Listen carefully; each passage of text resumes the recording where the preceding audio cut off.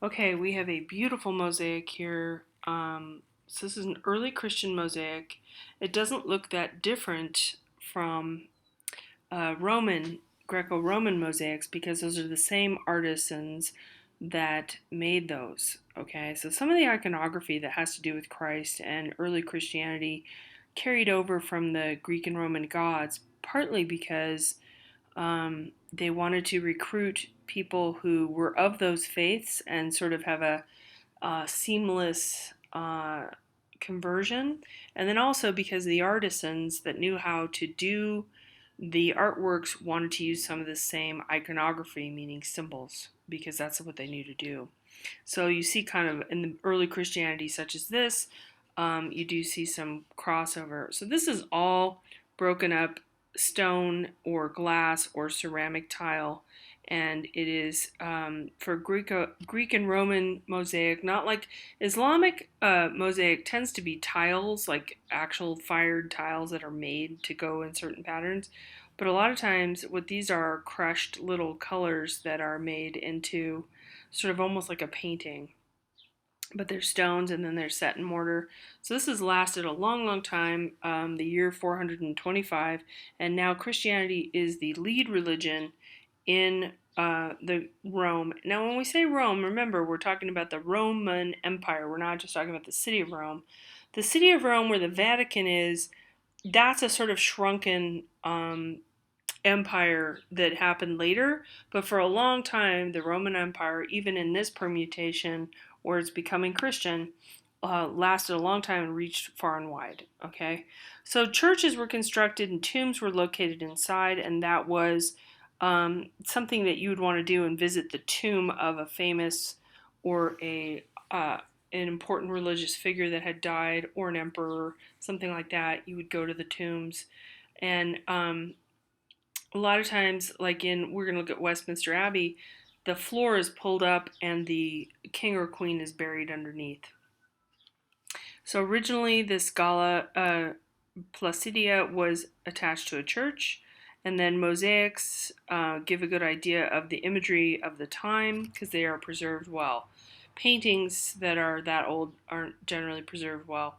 So Christianity is becoming the official religion of Rome under Constantinople, or sorry, Emperor Constantine, who moves the seat of power from Rome in Italy to Constantinople, named after him, in Turkey. So he moves things along, but this is a kind of jumping ahead a little bit to this is the Renaissance, so we've moved ahead 1200 years.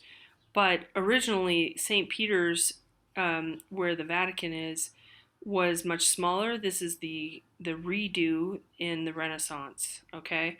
But St. Peter is literally buried under this baldacchino, this canopy over his tomb, and that is very important for people to make pilgrimages to go see it. So he was originally buried in a much smaller chapel.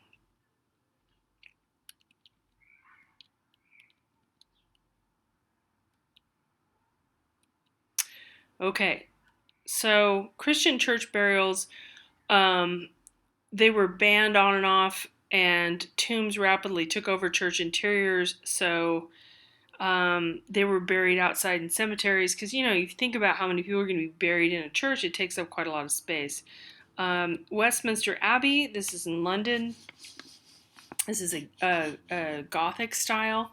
Now, it had royal burials until the 18th century, so they would pull the floor up and then put someone underneath.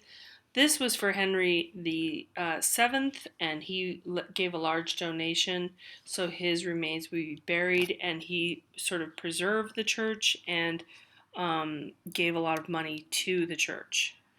Islamic mausoleums are no less impressive. Of course, the Taj Mahal, which is just an absolutely gorgeous structure, with all this beautiful white marble on the face of the whole entire, every side of it. It's got symmetry. If you look down onto it from a bird's eye view, you'll see it's symmetrical. But this was a very famous one for Mumtaz Mahal. She was the wife of Shah Jahan, and he wanted an identical black one. There's a river right behind here, but he wanted an identical black one for his own burial, but it didn't happen. His son spent the money elsewhere. So he was the ruler of the Mughal Empire. The Jahans and the Mughals were Islamic, and they were Persian, and they had taken over India for quite a long time. It's quite a controversy right now.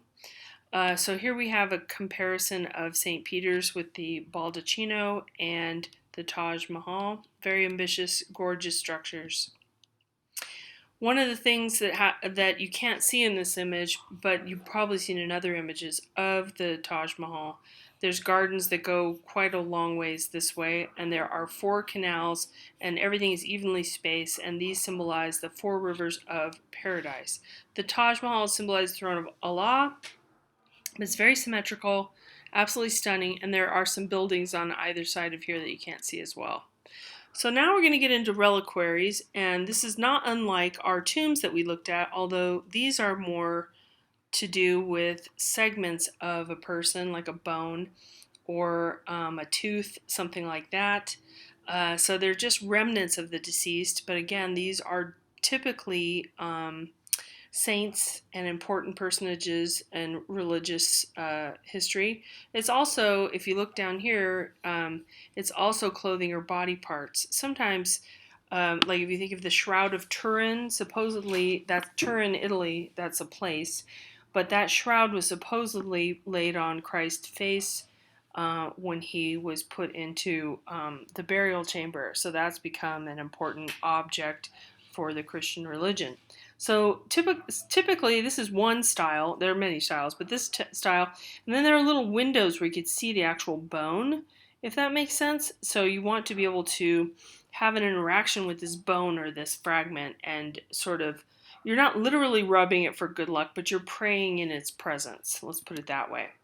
Reliquaries also exist in the African cultures and many other cultures as well, but here we're having an African example. So this may or may not have a relic somewhere in this area, and it's tied around and bound down, and then usually wood and brass are materials from this area of Africa, and they would be part of a ritual or part of a ceremony. Okay, we're getting into the last one.